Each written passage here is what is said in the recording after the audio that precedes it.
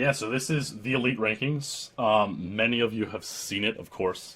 It's where we compete in GoldenEye and Perfect Dark on theelite.net. It's a really good ranking system. A lot of people who understand it think it's probably the best in all of speedrunning. But a lot of people don't understand how the rankings works. So hopefully this can teach you how the ranking system for GoldenEye and Perfect Dark on theelite.net works. So, here we go. This is the GoldenEye World Records Rankings page. You can see the world records are all listed here with the time and the names behind them. And it basically shows you who has the world record. But let's scroll down here first and look at the overall point rankings for GoldenEye. We can see Rayan Isran has 5,800 points. We can see Luke Sklar's has 5,800 points, a little bit lower than that. Clemens, Daniel Coelho, Mark Rutsu. And you just follow the list down. You can see this is like a total point score based on all of the records you have on each of GoldenEye's 60 stages. So 1,500 points, you can kind of see it's close to 6,000. And ironically, or not ironically, just how the ranking system works, 6,000 points is the total number of points you can get from the Elite ranking system. Because on each level, you're ranked from 0 to 100 points total. So an example we're going to pull up of this is, like, say, the silo rankings are fairly interesting. So this is just one of GoldenEye's 20 stages. There's 3 difficulties, so 20 stages times 3 difficulties equals 60. 60 levels to get points and records on. So, let's look at Silo 00 Agent right here. And we can see Rayan Isran has the world record. It's 121. He gets 100 points for that. That's pretty cool. Clemens has 122, which is second place. He gets 97 points for that. So you can see there's a little bit of a gap between first and second in some cases, but not all cases, and we're going to get into that here. If you look at a Silo Agent, we can see Rayan, Mark, and Luke all have 1 minute. So they're all tied for first place, and they all get the 100 points. Next best time is 101, 1 second slower, and there's a pile of people there tied. There's about 5 of us tied. We'll get 94 points. So how is that 94 points determined? And the best level to look at of how the point system is sort of scored is MyNSOS. So you would think, for example, it looks like a very basic 1 to 100 point scoring system. First place gets 100 points, second gets 99, third gets 98, fourth gets 97, fifth gets 96. And it's sort of like that. It's really close to that. So if you can just imagine that being true, you should be able to get the rest of this. So if you look at MyNSOS Perfect Agent, it's convenient because there aren't any ties, and ties complicate things a little bit. So, Sim Threat here has first place, 200 points. 100 points, 2 minutes flat is the record. 100 points. Perfect Ace is second place with 97 points. And Big Boss Man is third with 95 points. So the reason this system was created was so that there would be a little bit of a buffer at first place. It would encourage people to go for untied world records and like beat the current record to get that 3-point gap. So on like a normal linear system, which is basically a linear system, you would think second place would have 99 points, but it's 97. You'd think third place would have 98 points, but it's 95.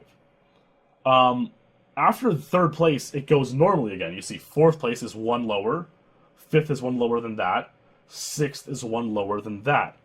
So with the exception of first, second, and third not being 100, 99, 98, instead of being 100, 97, 95, after that it goes down 1 point per next best time. It's a good question, Luke. We don't know who decided on that, but probably back in the day when the rankings were first made in the year 2000, whoever was in charge of the rankings decided that. So it's just always been that way, I guess. So that's like the basics. It's really, really, really simple. First is 100, second is 97, third is 95, and then after third, it's 1 fewer point per next best placement on a level. So that means 97 people in theory, could have points on a level from 100 to 1, and the 98th place time would have no points. And if we scroll down to the bottom of this level, Mayan, we can see here, you know, a bunch of people are tied for 91st. They have points. Anyone below them doesn't have points. On Agent, a bunch of people are tied for 87th, including me, actually. There we go. I'm tied for 87th on Mayan Agent. And anyone who's 98th or lower has no points. So how are the ties determined? And this is a pretty simple concept to most, most people who can kind of like just use logic and figure things out. So if we look at Damn Agent, for example, if we look at Secret Agent, very simple. Mark Rutsu and Rayan Isran have 116. That's the world record. They both get 100 points for that. Ilu, Clemens, and a few others have 117. That's tied for third. You understand? Because two people are beating them. I know some people don't quite understand ties, and they think if you're 1 second slower, you have the next best time, you should be second place. Well, no, because there's two people ahead of you. So Mark and Rayan are both ahead of Ilari, and Clemens. So Ilari and Clemens are third place. And the corresponding points to third place is 95 points. And that's just, again, what's been decided. It's basically linear except for first, second, and third. It just was decided years ago. Third place gets 95 points. So obviously these people have 117, 95 points. That's 8 people total with 117 or 116. So 118 is now 9th place. 9th place gets 89 points. It's sort of, you just have to add 2 points to whatever the rank of your time is. 9th. Add 2 is 11, subtract 11 from 100, and you get the total points. 7th place, plus 2 is 9, subtract it from 100, you get 91 points.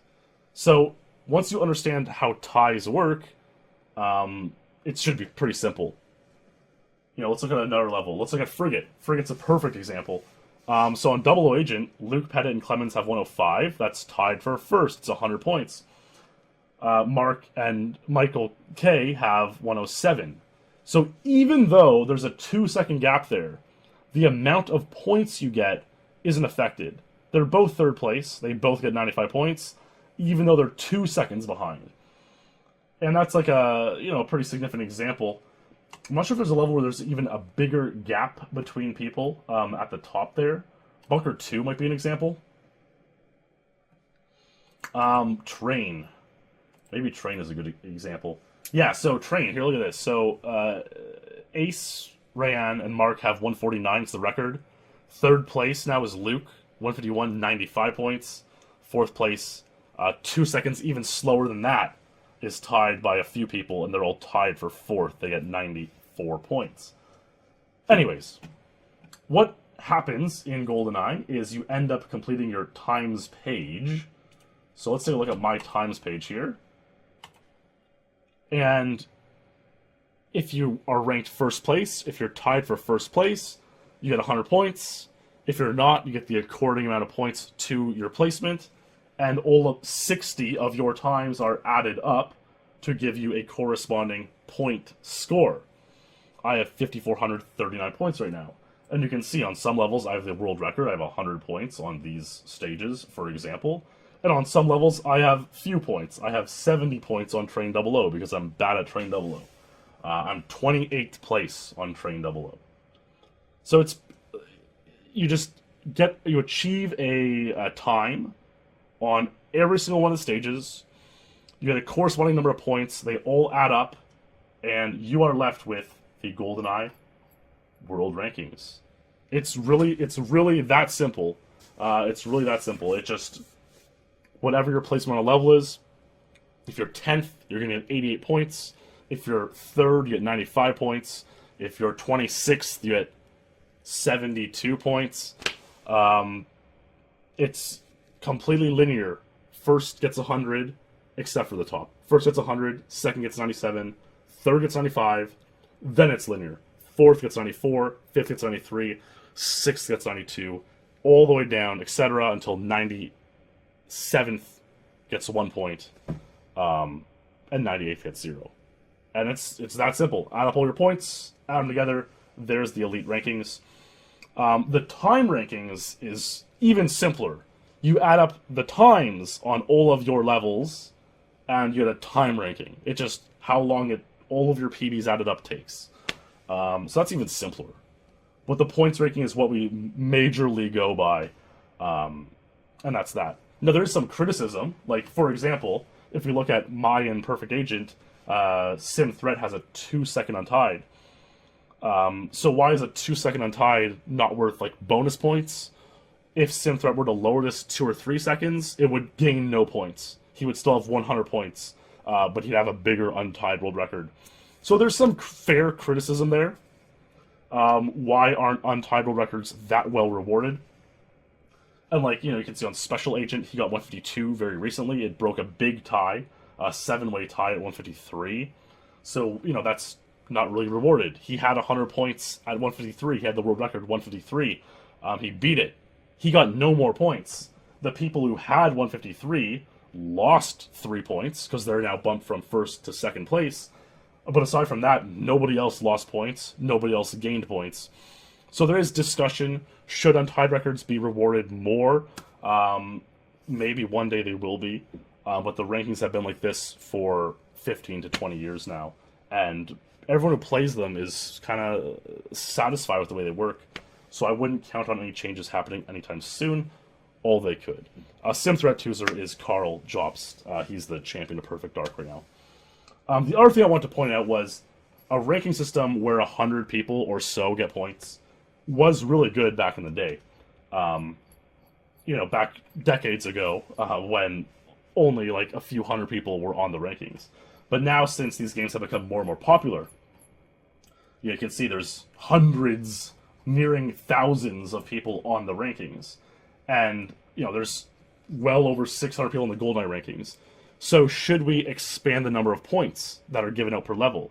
Let's say we gave out 200 points instead of 100. Now 200 people could have points, and we could have sort of a more deep ranking system. That's also a topic of discussion. That might possibly be something to consider in the future as well.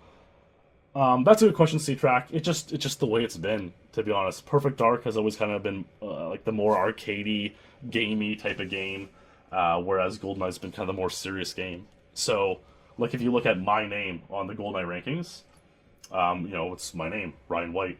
If you look at my name on the Perfect Dark rankings, it is R. White Goose. And it's the same for everybody across both games. Some people will just go by their real name on both, like White or Jensen is an example of that. But yeah, that is pretty much the ranking system. Yeah, I guess I'll show the leaders page as well. So a lot of people, when they just come to the rankings page for the first time, they don't see this. This is the rankings. This is like who we consider as like, I'm ranked 8th now. This is the top 10 to Carl Jobst. That's what we consider the most. But a lot of people somehow end up on this leaders page, which is just counts how many world records you have. So Rayan has 40 world records. Out of the 60 levels in GoldenEye, he has the record on 40 of them. That's insane. So he's first there, but this is simply a tally page of who has the most records at any given time. So for example, Sam Rodriguez is 9th in total world records. He has 16 world records. But if you look on the rankings page, he is actually 47th place. And that's probably because he hasn't played every level. Like you see, he has a lot of 0-point times. He doesn't have a time submitted here. That's just a matter of maybe laziness, or we call it the NA crew, when you have a lot of NA, no applicable time, on your rankings. People like Sammy Rodriguez who have good times, and a lot of empty holes, we dub them the NA crew. It's just how we call them. But that's an example of people who are on the leaders page, but their ranking on the leaders page, like Sammy Rodriguez, don't reflect their actual ranking on the elite world rankings. The leaders is just who has the most records. It is really decent, Narcissa, and like the thing is, every single person who plays the game likes it. Like everyone's like, yeah, we're cool with it. The difference, the one thing you could have that's different is like, let's say instead of 100, we did 1,000. And second place was 970, and third place was 950. And then it went down by 1 point. Or, like, let's say it just went down by 10 points, you multiply everything by 10, and once you got into, like, the 50-point range, which would now become the 500-point range, then everything went down by 1. That might be a good way to have more people ranked. You could have up to 1,000 people ranked with points. So something like that wouldn't change too greatly how we're scored, wouldn't change too greatly how we're used to seeing the ranks portrayed, and would allow more people the opportunity to be ranked. So that'd be my suggestion for an improvement or a change. But again, everyone who's on the rankings really likes how it works. So yeah, so Ronald Davio asked if I were to get Frigate 105, a ton I'm playing for right now, where that would change me on the rankings. So if we look at my place right now, I have 5,439 points. I'm 2 points behind Jimbo for 7th place. Okay, so let's go to Frigate 00. I have 109. If I were to get 105, I would go from 91 points to 100 points. I would gain 9 points. And I would go from 5439 to 5448. I'd pass Jimbo. Alright? Now, let's say I play Depot Secret Agent. I have 39 as the untied record. Let's say I got 38. I got an even more insane untied record. I would gain 0 points for that. I would have improved my record. It would have taken a tremendous amount of work. I wouldn't have gained anything at all. Points-wise. So that's sort of like an interesting debate as well. Like, should that be the case, you know? Should untied records be worth more points? Another interesting possibility is this. So archives, for example, both Jimbo and I have 100 points. We have 54 seconds. If I were to get 53, I'd have the untied record. I'd be first place. Up here, 53. Everyone else would be bumped back to second place. Everyone else would have 97 points now for second place, including Jimbo.